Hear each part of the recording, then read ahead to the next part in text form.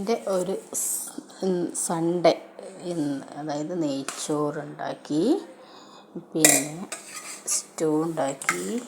ബീഫാണ് കേട്ടോ, നല്ല ബീഫിൻ്റെ സ്റ്റൂ ഉണ്ട്. ചമ്മന്തി ആക്കിയിട്ടുണ്ട്. ഇത് നല്ല അടിപൊളി ഗോതമ്പ് പായസം ഉണ്ടോ. പിന്നെ അത് വൈകുന്നേരത്തേക്ക് ബോട്ടിയും കപ്പിയും.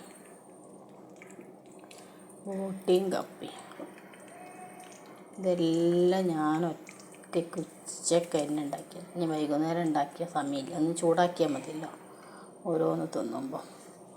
അപ്പോൾ പായസം, ചോറ്, ചമ്മന്തി ഞങ്ങൾ തിന്നാൻ പോവുകയാണ്. ഓക്കേ.